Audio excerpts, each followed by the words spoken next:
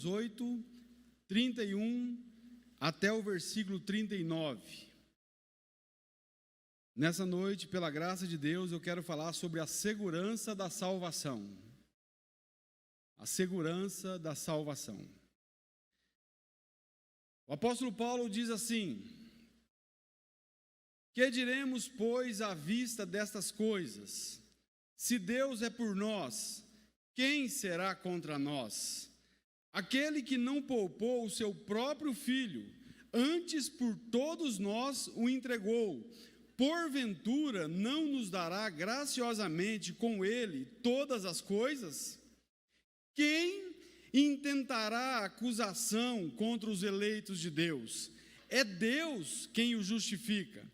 Quem os condenará? É Cristo Jesus quem morreu, antes quem ressuscitou, o qual está à direita de Deus e também intercede por nós.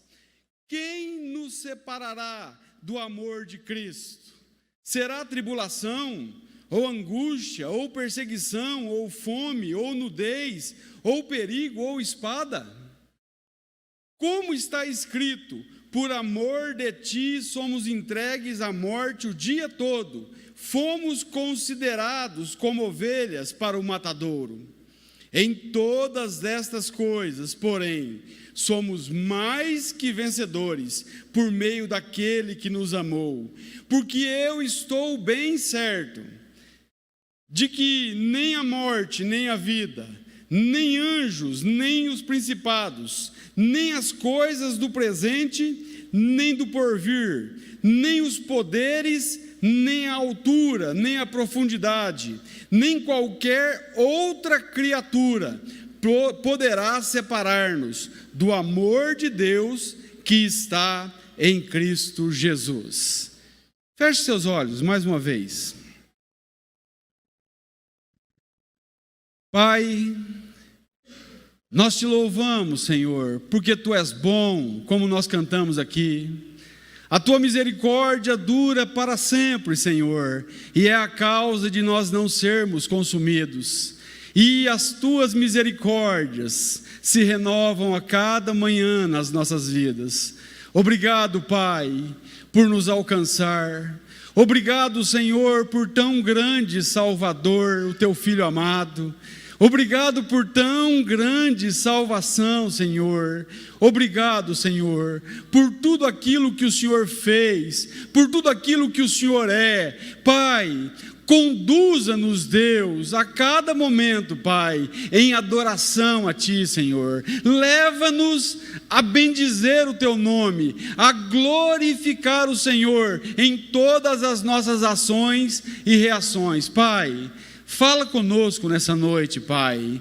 Oh Deus, muitas vezes nós estamos atribulados, estamos angustiados, mas o Senhor é um Deus que fala. Tu és um Deus soberano, um Deus que sempre está perto daqueles que te amam, Senhor.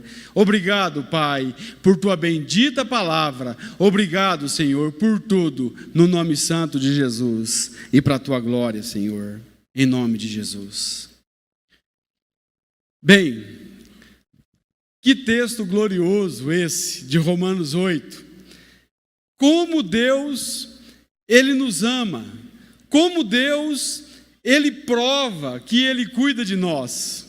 Olha, aqui nesse texto, nós temos a plena convicção de que Deus nos salvou, de que Deus nos quer em sua presença, de que Deus nos amou primeiro, de que Deus jamais deixará de nos amar. Isso é glorioso, porque a nossa salvação não está apoiada em nosso amor por Deus, não, está apoiada no amor dele por nós, porque o nosso amor muitas vezes falha, mas o amor de Deus é perfeito, não falha, é fiel. Deus é fiel. Então aqui, o apóstolo Paulo, ele faz algumas perguntas retóricas. O que quer dizer retórica? Eu até peguei no dicionário isso aqui. Uma pergunta retórica é quando a pessoa que faz a pergunta, ela já sabe a resposta. Olha só. e simplifica o pensamento visando ajudar o destinatário da interrogação a refletir ou a entender determinado tema, assunto ou situação. Então Paulo vai fazer algumas perguntas aqui que ele sabe muito bem a resposta. Ele tem consciência, ele tem convicção, ele está bem certo de tudo isso. Mas ele faz as perguntas, e é sobre isso que eu quero ministrar nessa noite. As perguntas de Paulo para os irmãos lá de Roma e para nós aqui, hoje. Paulo faz 4 perguntas básicas. Primeira, olha só, primeira, se Deus é por nós, quem será contra nós? É a primeira pergunta.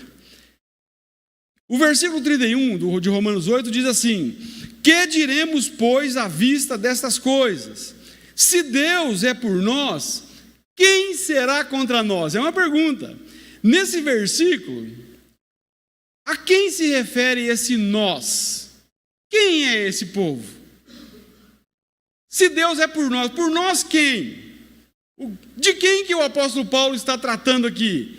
Para quem que ele está falando? Vamos ver. É só você analisar o contexto e voltar a alguns versículos para você entender quem é esse nós. Romanos, capítulo 8, versículo 29, 30 e 31, deixa bem claro quem é esse nós. Olha só, Paulo escreve: aos que de antemão conheceu, também os predestinou para serem conformes à imagem de seu Filho, a fim de que ele seja o primogênito, o primeiro entre muitos irmãos. Isso aqui quer dizer que Deus, ele quer ter no céu vários filhos semelhantes a Jesus, e ele vai concretizar isso. Aí o texto segue: a esses a quem Deus predestinou, a esses também chamou, e aos que chamou, também justificou. Olha só. E aos que justificou, a esses também glorificou. Que diremos, pois, à vista dessas coisas? Se Deus é por nós, quem será contra nós? Isso é glorioso. Aqueles a quem Deus chamou. Esse nós, então, ele se refere a Paulo, aos irmãos a quem Paulo estava destinando a sua carta, a nós hoje e a todos aqueles que um dia nascerão de novo, no futuro. Sim, a todos aqueles que estão em Cristo, a todos aqueles que se arrependeram de seus pecados, daqueles que nasceram de novo, daqueles que foram a Cristo, daqueles que tiveram os seus pecados perdoados, remidos no sangue de Jesus Cristo. É para esses que Paulo diz: nós, se Deus é por nós, quem será contra nós? Aqueles que Deus justificou, aqueles que Deus chamou, aqueles que Deus glorificou. Esse verso está no futuro. Aqui fala de glória. Glorificou. Isso não aconteceu ainda em nós. Isso aqui aconteceu apenas na mente de Deus. Para o Senhor já aconteceu. Ele já nos glorificou. Isso é glorioso. Isso é glorioso. Olha, se você nasceu de novo, você está incluso nessa lista que Paulo diz: se Deus é por nós. Você está nesse nós. Mas talvez você ainda vai nascer de novo. Você está buscando a Deus. Talvez você está aqui, você ainda não tem certeza da sua salvação. Talvez você esteja ainda longe do Senhor. Mas Deus te trouxe aqui justamente para que você seja conduzido à salvação. E não somente aqui, mas em todos os lugares onde é pregado o Evangelho. E isso pode ser na rua, pode ser na feira, pode ser onde for que o Evangelho é anunciado. Olha, agora, caso você não esteja nessa lista, a não ser que você se arrependa dos seus pecados e creia no Evangelho, você então participará dessa lista. Se Paulo eu quero fazer um si aqui, nessa pergunta de Paulo.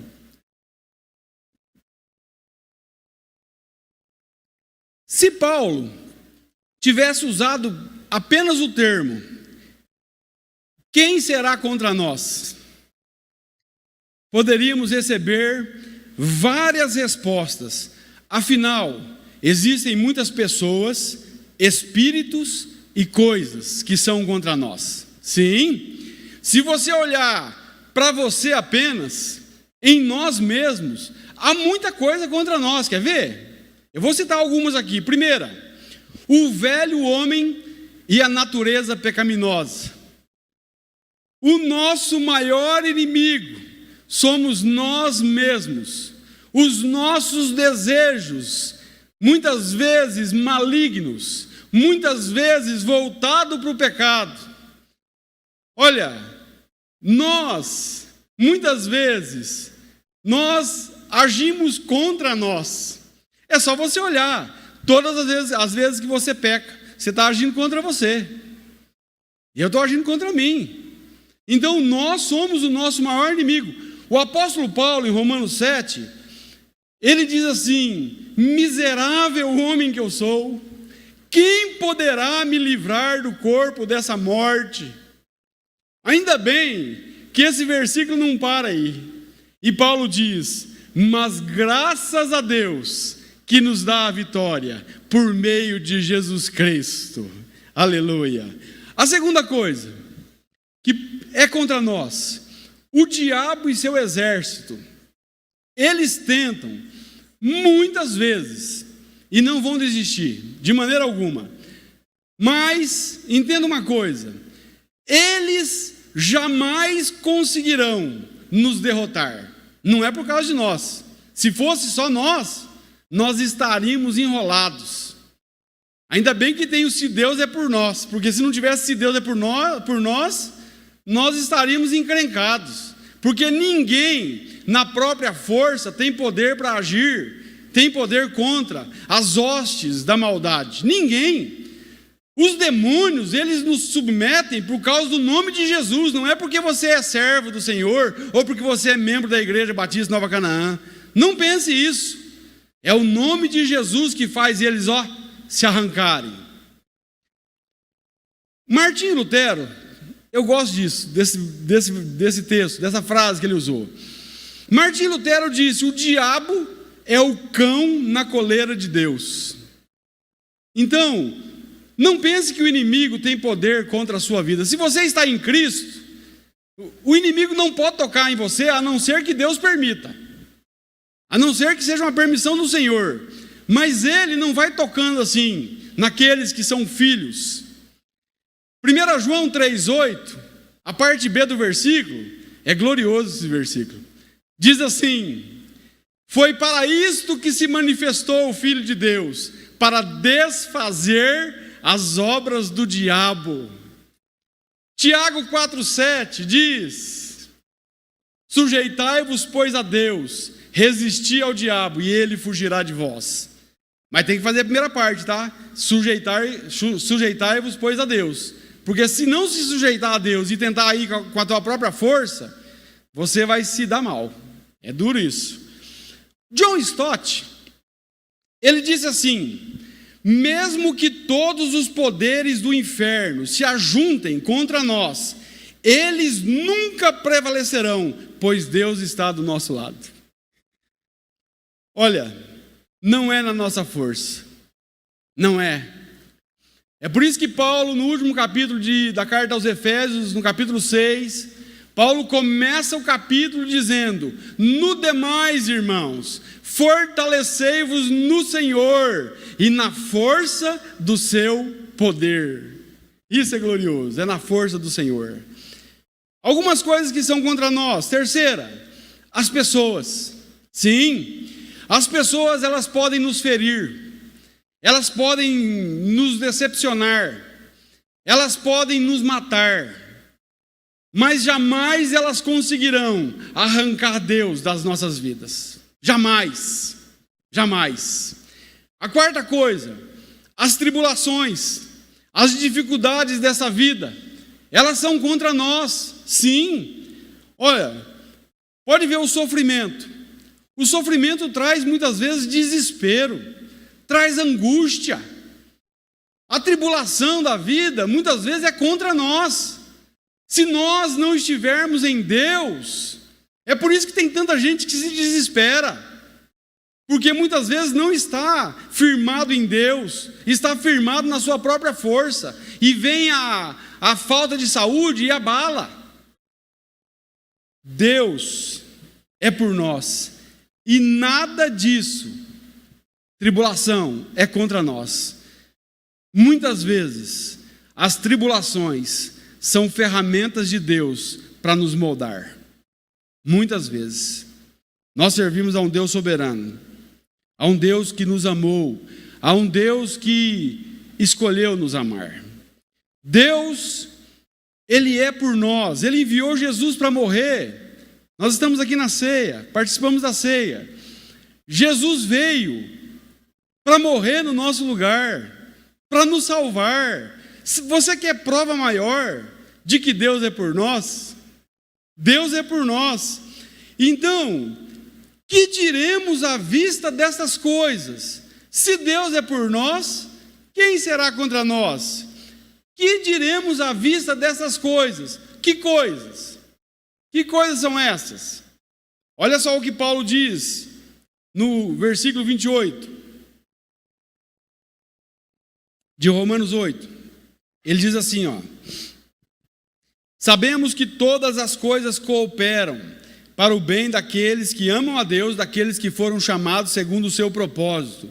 Porquanto, ao que de antemão conheceu, também os predestinou para serem conformes à imagem de seu Filho, a fim de que ele seja o primogênito entre muitos irmãos. E aos que predestinou, ele vai usar o mesmo texto. Aos que predestinou, também chamou, os que chamou, justificou, e os que justificou, glorificou. Então, à vista dessas coisas aqui, que Deus fez, quem será contra nós? Se o próprio Deus fez tudo isso, quem pode ser contrário? Deus, Ele é por nós, e a prova de que Ele não poupou o seu próprio Filho é uma grande justificativa. Olha só o que diz Romanos 8,32. Aquele que não poupou o seu próprio Filho, antes por todos nós, só dá um parênteses aqui. Antes por todos nós, esse todos nós não é a humanidade inteira, tá? Esse todos nós é esse nós que Paulo está falando aqui em Romanos 8. Não é todo mundo. Muitas vezes na Bíblia você vai ver todos, e não quer dizer todos. É igual eu dizer aqui, todo mundo aqui vai para o céu. Não é todo mundo, estou falando da Igreja Batista Nova Canaã, exemplo, dos que estão sentados aqui, eu. Entramos no elevador esses dias, tinha 4 pessoas, as 4, um apertou o 11 e todo mundo ia para o 11º andar. Aí uma mulher falou assim, todo mundo vai para o 11º andar. Tinha 4 só no elevador, todo mundo vai, que jeito? Então você tem que tomar cuidado com esse todo mundo, esse todos da Bíblia. Muitas vezes esse todos se refere a um grupo, para quem Paulo está escrevendo. Então ele diz, não poupou o seu próprio Filho, antes por todos nós o entregou. Porventura não nos dará graciosamente com ele todas as coisas? O mais difícil, irmãos, Deus já fez. Deus deu o seu amado Filho para morrer em nosso lugar. Como Deus não nos dará todas as coisas? Se o mais difícil Ele já fez. Se o mais tremendo, se o mais glorioso, esse Deus já fez, como Ele não vai dar o resto?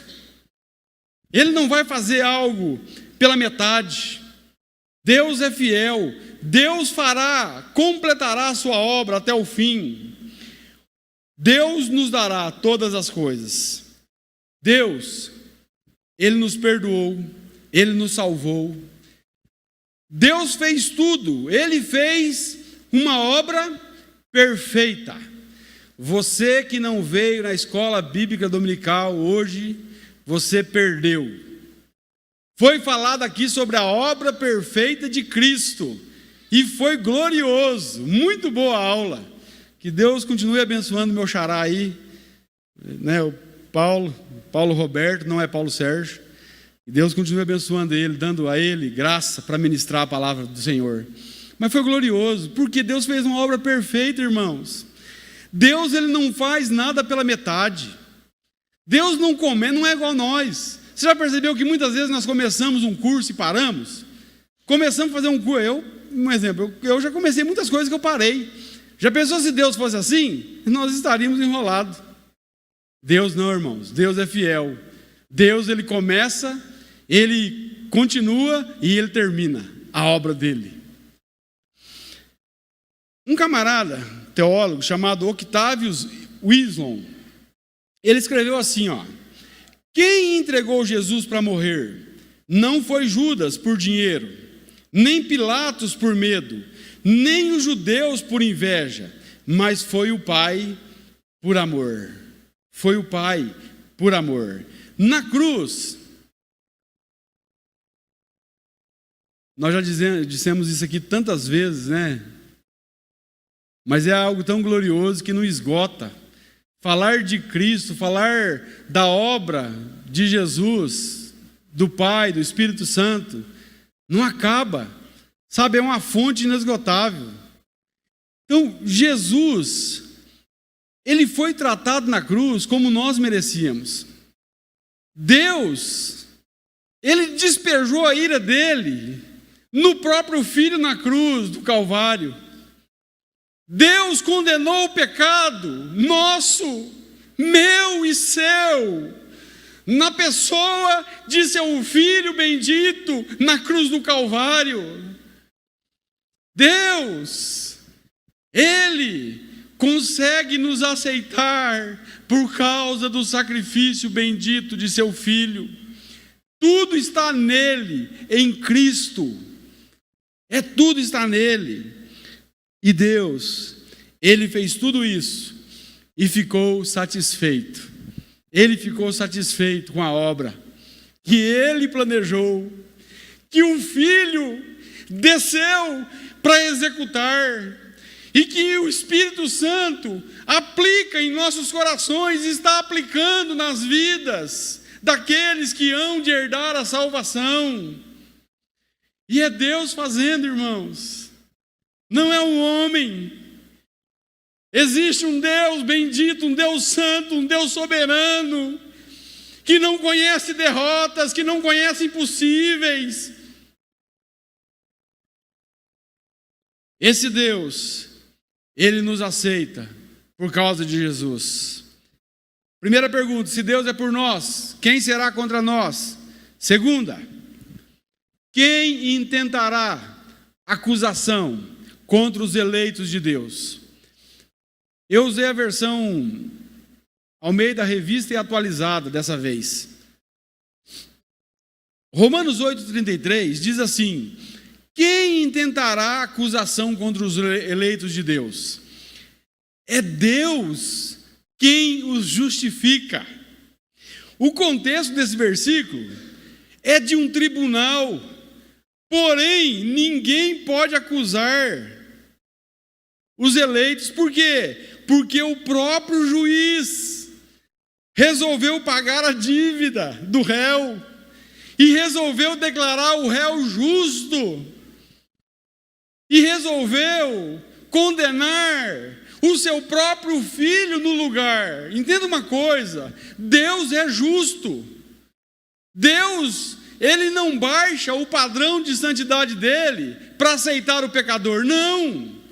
Deus, ele leva Jesus à cruz e ele descarrega em Jesus toda a sua ira pelo pecado, para que eu e você, tendo Jesus como nosso representante, porque ele morreu por nós, e quando você abre o teu coração, e quando você crê no sacrifício vicário da cruz do Calvário, e quando você se arrepende de seus pecados e você vai a Cristo, Deus, ele te dá tão grande salvação por causa de seu Filho. O Augusto Nicodemos, olha só o que ele disse. Ele disse assim, ó: não há dúvida de que pessoas ou fatos podem nos acusar. Nossa consciência tantas vezes nos acusa. O caluniador, o diabo, nunca cessa de nos acusar. Ele é chamado de acusador. E temos inimigos humanos que gostariam de achar falha em nós para nos acusar. Mas graças a Deus, fomos escolhidos por Ele antes da fundação do mundo. E como tal, fomos justificados. E todas as acusações contra nós caem por terra.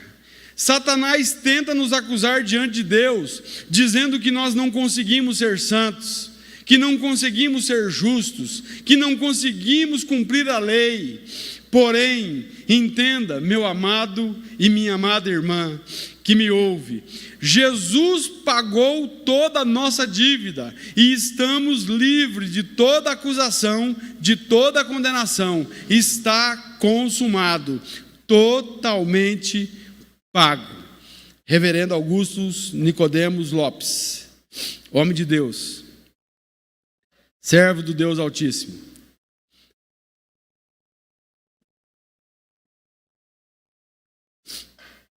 Nós já fomos perdoados.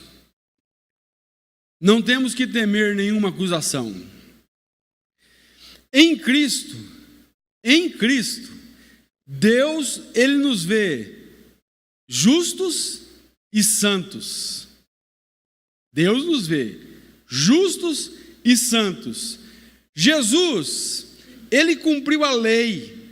E agora nós podemos desfrutar da graça. O sonho, olha só, eu marquei aqui o sonho. Lutero teve um sonho. E está registrado esse sonho. É só você entrar na internet, vai estar lá. Lutero sonhou que ele e o diabo estão diante de Deus. E o diabo está com uma listona enorme de seus pecados, dizendo: esse camarada não pode entrar, Senhor. Olha aqui, a lista de pecados. Aí o Martinho Lutero fala assim: mas espera aí, tira a mão aí, você está tapando aí o negócio, tira a mão. Aí o diabo: não, isso aqui é a lista do teu pecado. Aí Martinho Lutero: tira a mão em nome de Jesus. Aí o diabo pega e tira, e aí no final da lista está escrito isso aqui, ó: o sangue de Jesus Cristo limpa Martinho Lutero de todos os seus pecados. De todos os seus pecados. Eu creio que esse cantor, chamado Stênio Marcius, ele pegou esse sonho de Lutero para fazer essa música. E ele fez uma música. Eu não vou falar a música inteira aqui, nem cantar também. Ele diz que no sonho, a música é Stênio Marcius, chamada O Sonho. Procura no YouTube que você vai encontrar uma linda música. E esse compositor e cantor, ele diz que no sonho, ele chega no céu. Diante do portão, vem um anjo para atender ele. E aí ele começa a tecer um diálogo com o anjo. E ele fala: ó, eu quero entrar. Aí o anjo fala assim: não, mas para aí, não estou encontrando o teu nome no registro aqui. Aí ele fala: não, procura no livro antigo, antes que houvesse mundo. E aí o texto segue, eu vou ler para você ver. A letra da música. Diz assim, ó: alguém entregou para o anjo registros que eu conheci, compêndio de todas as leis que quebrei e os pecados que cometi. O anjo olhava visivelmente assustado e me perguntou: foi assim que você viveu? E eu respondi que sim. Então, como é que você tem coragem de vir nessa porta bater? Eu disse: olhe bem no final dessa lista, você reconhece essa letra? E o anjo, sorrindo, me disse: é verdade, o rei escreveu perdoado. E ao som dessa bela palavra, aquele portão se abriu. Então eu entrava cantando um hino: que pena que o sonho acabou. Ficaram comigo aquelas palavras: primeiro eu quero ver o meu Salvador. Glorioso, a música é linda. Em Romanos 3, 24, Paulo diz: justificados gratuitamente por sua graça, mediante a redenção que há em Cristo Jesus. Diante disso, quem intentará acusação contra nós? Note que o texto diz assim: quem intentará acusação contra os eleitos de Deus? Algumas versões diz escolhidos de Deus. Quem intentará acusação contra os eleitos de Deus? Não sei se você notou, mas o nós do versículo 31, ele é transformado em os eleitos de Deus no versículo 33. É o mesmo, é o nós. A resposta está no final do versículo 33, que diz: é Deus quem os justifica. Como que alguém pode intentar acusação se o próprio Deus, o único capaz de nos acusar, Ele resolveu nos perdoar, Ele resolveu nos salvar? Como alguém pode intentar acusação, sendo que o Deus dos céus, o Criador de tudo, o sustentador de tudo, nos amou de tal maneira que quis-nos para si? Quem pode intentar acusação se o único não nos acusa? Deus, pelo contrário, Ele nos justificou. Além de Cristo pagar toda a nossa dívida, Deus pegou todo o crédito de Cristo e colocou para nós. Todo o crédito da justiça de Cristo está em nós. Se você parar para analisar, é por isso que Deus não nos fulmina. É por isso que Deus, Ele cravou na cruz a cédula que era contra nós. A nossa ficha suja, Deus rasgou, Deus cravou-a na cruz. Nós recebemos a ficha limpa de Jesus. Quem é que pode intentar acusação contra Jesus? Contra a ficha limpa dele? Contra alguém que nunca pecou? Irmãos, nós vamos entrar na glória por causa de Cristo, por causa dele. Olha, 2 Coríntios 5:21 diz assim, que aquele que não conheceu o pecado, Ele, Deus, o fez pecado por nós, para que nós fôssemos feitos justiça de Deus. Aquilo que nós nunca conseguiríamos fazer, Jesus fez em nosso lugar. Então, irmãos, não há espaço para orgulho humano aqui. Não há espaço para soberba. Não há espaço para arrogância cristã. Isso aí não bate. Sabe, se você vê um cara rotando santidade, dizendo que eu sou bom, eu tenho depósito no céu, um camarada desse aí, você pode saber que quase que ele nem nasceu de novo. Ele precisa olhar para o rumo certo. Ele está olhando para o rumo errado. Jesus, sim, Ele fez um único sacrifício, perfeito. Olha só o que diz esse texto, Hebreus 10, 14 ao 17. Porque com uma única oferta aperfeiçoou para sempre os que estão sendo santificados. E disso nos dá testemunho também o Espírito Santo, porquanto após ter dito, esta é a aliança que farei com eles, depois daqueles dias, diz o Senhor, porei no seu coração as minhas leis, e sobre a sua mente as inscreverei. Acrescenta, também de nenhum modo me lembrarei dos seus pecados para sempre. Irmãos, não quer dizer que Deus tem amnésia. Não, quer dizer que Deus não faz conta. Por quê? Porque Ele lançou toda a conta em Jesus na cruz do Calvário. Todos os nossos pecados Jesus levou. A conta Ele pagou. E Deus não faz conta de nós, irmãos. Não faz. A nossa certeza de salvação não está em nossas próprias forças, não está baseada em nossas obras, está baseada na obra de Deus que planejou, está baseada na obra de Cristo, o executor, está baseado na obra do Espírito Santo, que aplica isso, já disse isso. Jesus tomou o meu lugar na cruz, para me dar um lugar no céu. E eu coloquei isso aqui entre parênteses, esse lugar, porque nós não sabemos como vai ser esse negócio, se vai ser um lugar, se vai ser um estado eterno de consciência, não sei como vai ser, a mente da gente não consegue captar. Você tem essa certeza? A minha pergunta para você é: você tem certeza da tua salvação? Você já foi perdoado por Deus? Você já nasceu de novo? Se as respostas para essas perguntas foi não ou não sei, eu aconselho você a se arrepender dos seus pecados. Eu aconselho você a render a sua vida a Cristo, a crer no sacrifício dele na cruz do Calvário, no seu lugar, a se entregar a tão grande salvação e a receber de Deus o perdão dos seus pecados. Não há salvação em nenhuma religião, a salvação está em Cristo.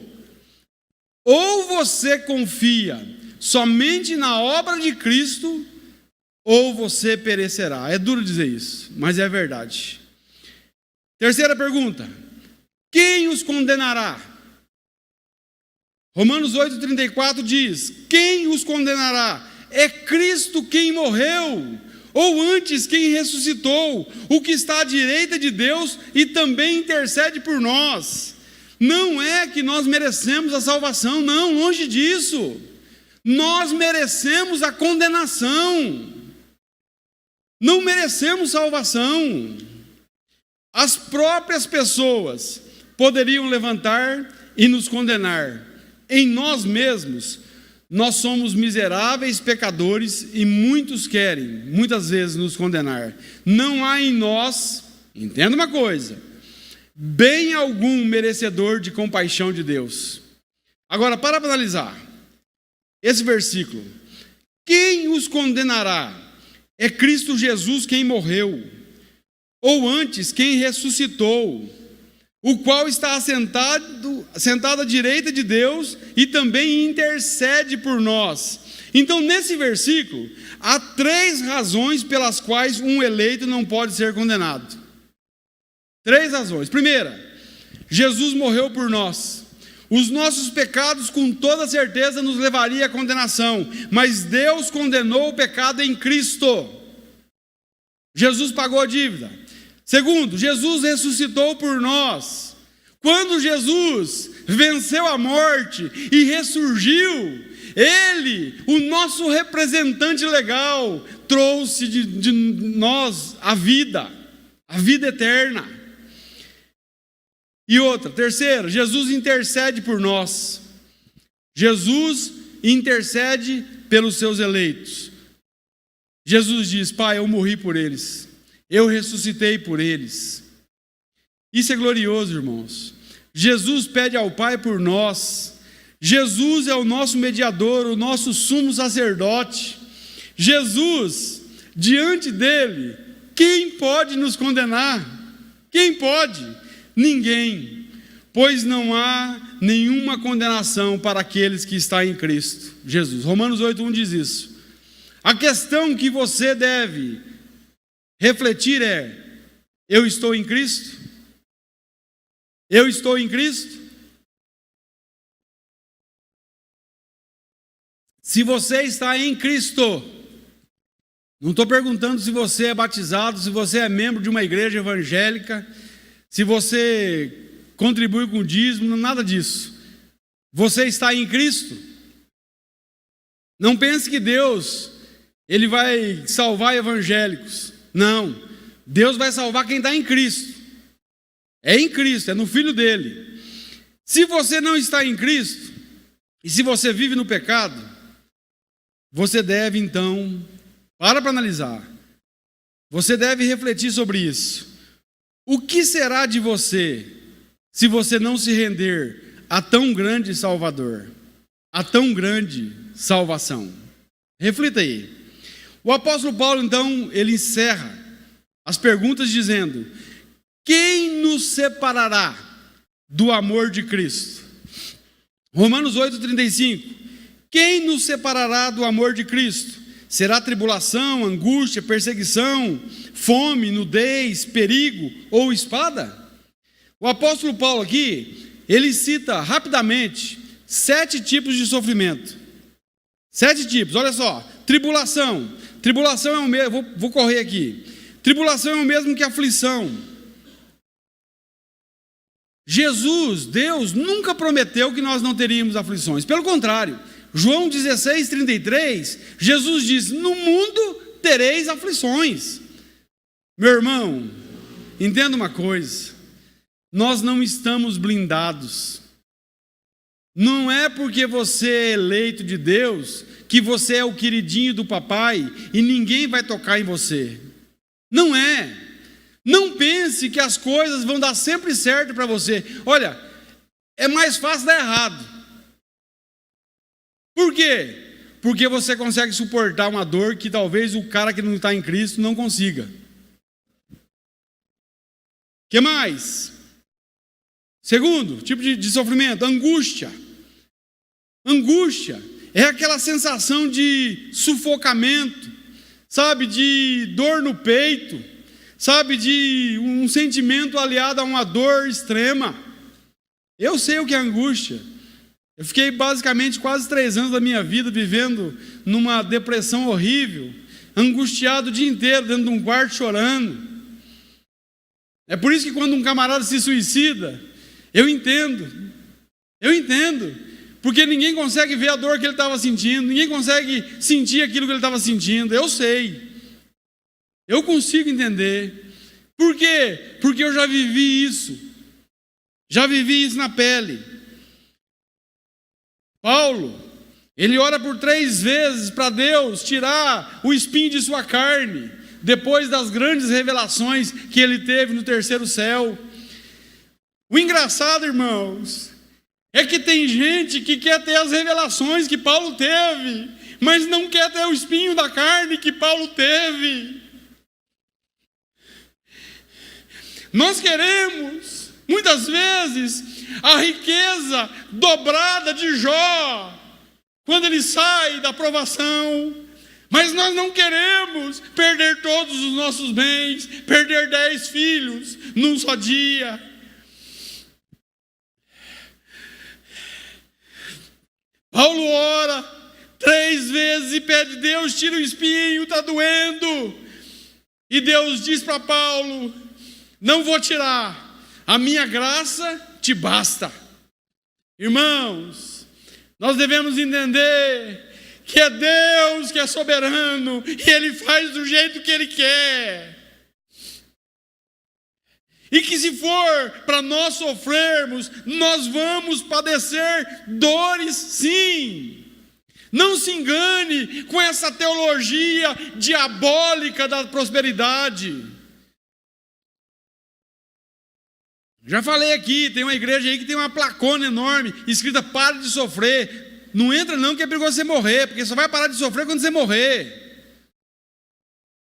O próprio apóstolo Paulo sofreu isso na pele. Isso aqui que Paulo está dizendo, ele está dizendo com propriedade, irmãos. Ele sofreu isso aqui. Aí Deus fala: minha graça te basta, Paulo. Aí, olha só a disposição do coração de Paulo, cara. Às vezes eu oro para Deus me dar a disposição do coração dos servos dele, em virar a chave rapidamente para o Senhor. Paulo, então, ele não pede mais. Paulo, então, quando Deus fala: minha graça te basta, porque o meu poder se aperfeiçoa na fraqueza. Paulo diz: então eu me gloriarei nas minhas fraquezas, eu me gloriarei nas aflições, nas angústias, porque quando eu sou fraco, aí é que eu sou forte. O que mais? Paulo fala de perseguição. Coitado do camarada, sofreu, igual diz no ditado, e mais que sovaco de aleijado, sendo perseguido. 4, sofrimento, fome. Mas Paulo passou fome, irmão, fome. Olha só o que Paulo diz. O Alex hoje fez um devocional também maravilhoso. Glória a Deus por sua vida também, Alex. Olha só, e ele usou esse texto hoje de manhã aqui. Paulo diz: digo isto não por causa da pobreza, porque aprendi a viver contente em toda e qualquer situação. Irmãos, isso aqui deveria ser um mandamento para nós. Aprender a viver contente em toda e qualquer situação. Aí Paulo continua: tanto sei estar humilhado, quanto sei ser honrado. De tudo e em todas as circunstâncias já tenho experiência, tanto de ter fartura, como de ter fome, assim de ter abundância, como de escassez. Por quê? Posso todas as coisas naquele que me fortalece. Posso o quê, irmãos? Chega diante de uma mansão aí e fala: eu vou comprar essa mansão aqui, porque eu posso todas as coisas naquele que me fortalece. Paulo aqui está dizendo: eu posso passar fome. Ninguém quer isso, né? Ninguém quer a parte ruim, só quer a parte boa. Mas não pode extrair as coisas só boas da Bíblia não, meu irmão. É tudo. Vem num pacote. Fome e abundância. Quinto tipo de sofrimento: nudez. 2 Coríntios 11, 27, Paulo diz: em trabalhos e fadigas, em vigílias muitas vezes, em fome e sede, passou sede também, em jejuns, em frio e nudez.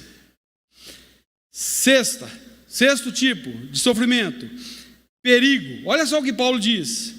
2 Coríntios 11, 26. Paulo diz: estive continuamente viajando de uma parte para outra, enfrentei perigos nos rios, perigos de assaltantes, perigos dos meus compatriotas, perigos dos gentios, perigos na cidade, perigos no deserto, perigos no mar e perigo dos falsos irmãos. Mas tem falso irmão? Sétimo tipo de sofrimento: espada. A espada aqui quer dizer ameaça de morte, risco de morte, angústia, esperando a morte, perigo de espada. Olha o que o Atos dos Apóstolos diz, melhor dizendo, Lucas. Em 14:19 de Atos está escrito assim, ó: sobrevieram, porém, judeus de Antioquia e Icônio, e instigando as multidões e apedrejando a Paulo, arrastaram-no para fora da cidade, dando-o como morto. Achou que Paulo tinha morrido, de tanto que pedrejaram ele, mas não morreu não. Levantou e voltou a pregar para os caras. Se fosse eu, acordava e corria longe, mas não vou pregar mais nunca para esses camaradas. Paulo foi ameaçado de morte várias vezes, irmãos, várias vezes, até um dia que essa ameaça tornou-se concreta. Que Paulo ficou preso e depois foi levado até uma pedra, colocado o pescoço e desceu a espada sobre a sua cabeça e Paulo foi decapitado. Agora para analisar, isso foi o imperador Nero fez isso. Por volta do ano 67, 68 depois de Cristo. A pergunta que fica é: será que esses tipos de sofrimento, estas coisas, podem nos separar do amor de Cristo? De maneira alguma. Muito pelo contrário. Olha só o que diz Romanos 8,37. Em todas estas coisas, porém, somos mais que vencedores por meio daquele que nos amou. Aleluia. É por isso, irmão, que não tenta encontrar lógica, não. Não. Sabe, tem coisas que nós nunca vamos entender. Como que pode sofrer e ser mais do que vencedor? Eu achei bacana a frase no Twitter do pastor Danilo Figueira, da comunidade de Ribeirão Preto.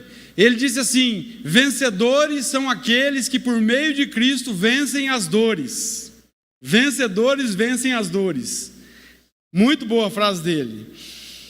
Paulo, irmãos, quando estava sofrendo, fazia o quê? Cantava, pregava. E nós, que fazemos. Aqui está dizendo que nós somos mais do que vencedores, que essas coisas não nos afastam do amor de Cristo, pelo contrário, ela nos aproxima de Cristo. Novamente eu lembrei daquela irmã com câncer, a Lucy, que chegamos lá e pegamos a mulher em cima da cama, e ela disse: eu não consegui dormir de noite por causa da dor, mas eu louvo ao Senhor porque eu passei a noite inteira falando com Ele. Olha aí, irmãos. Conclusão. Em Romanos 8:38, Paulo vai terminar de maneira magnífica.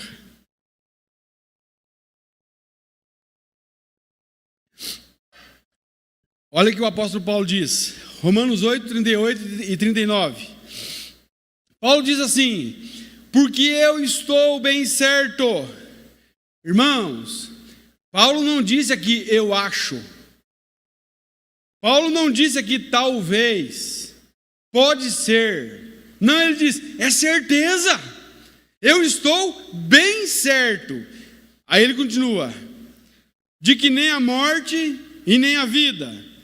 A morte não pode nos separar, irmãos. Não, muito pelo contrário. A morte promoverá o nosso encontro com o Senhor.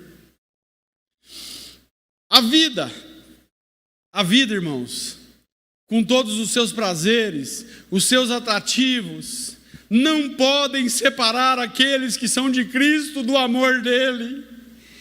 Jamais.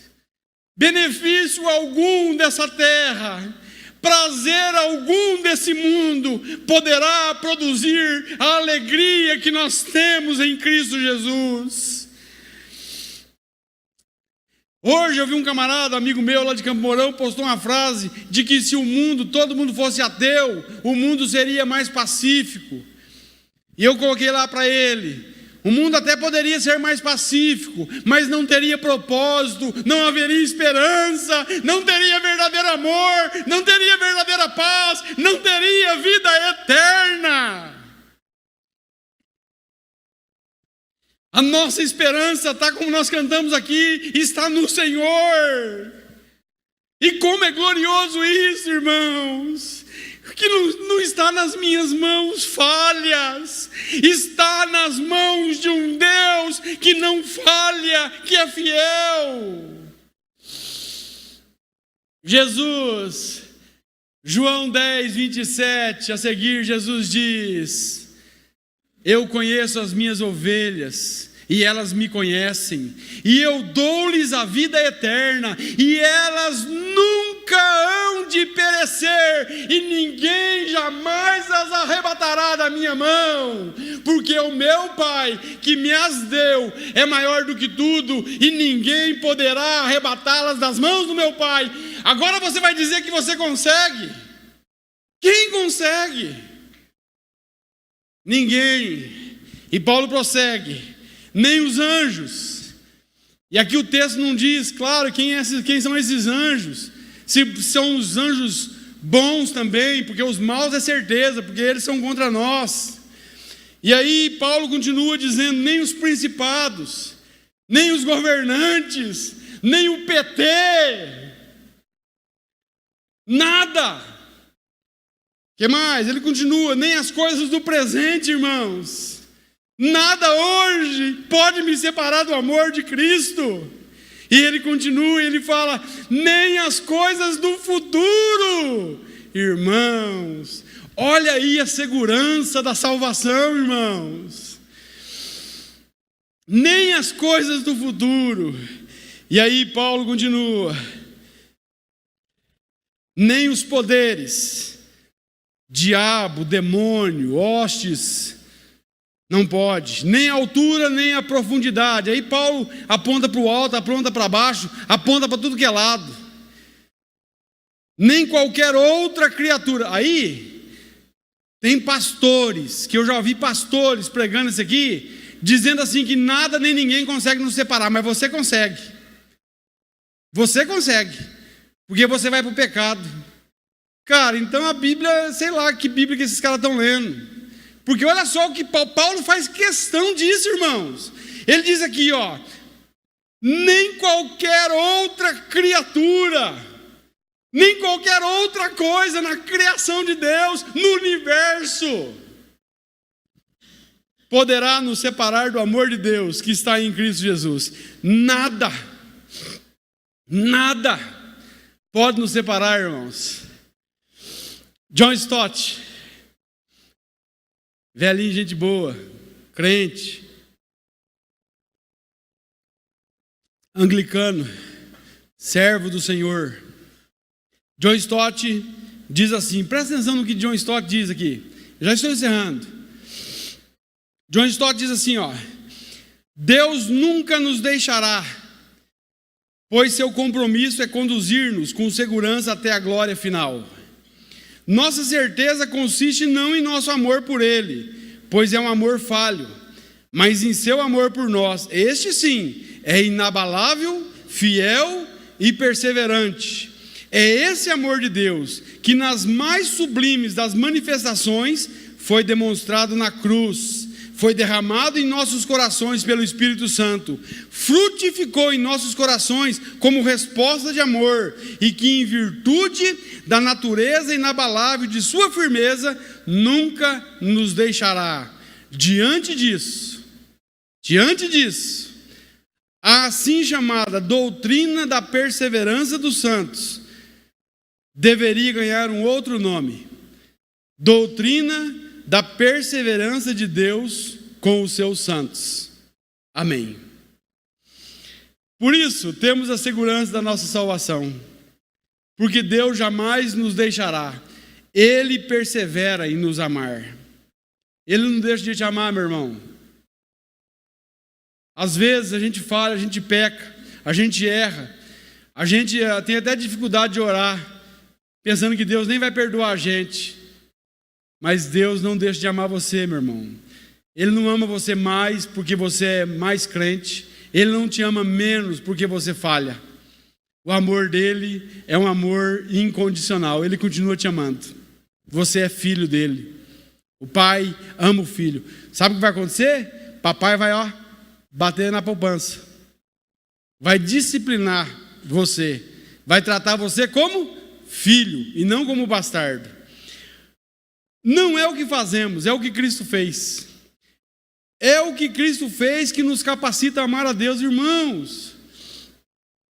Eu só amo a Deus porque Ele me amou primeiro. Eu só amo a Deus porque Ele me atrai a Ele.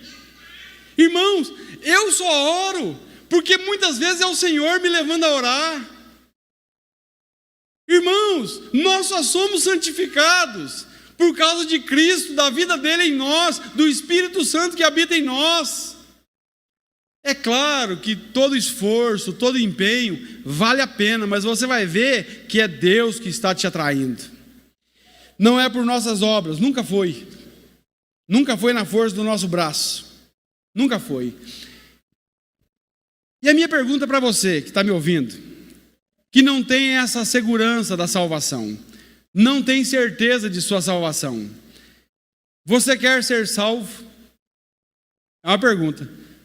Você quer ser salvo? Vá a Cristo e clame a Deus por salvação. Creia no Evangelho, que são as boas novas de que Cristo morreu e ressuscitou para a sua salvação. Arrependa-se dos seus pecados. Creia que Jesus, Ele veio a esse mundo para pagar uma dívida que era tua, que você devia. E entenda, de uma vez por todas, que só isso pode te salvar. Que Jesus é o único caminho, que Jesus é o único meio, que Jesus é a única porta. Eu convido você, entre por essa porta.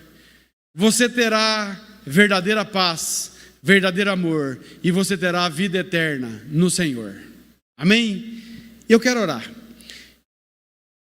Nós vamos terminar cantando um hino. E eu convido você a se colocar em pé e fechar os seus olhos.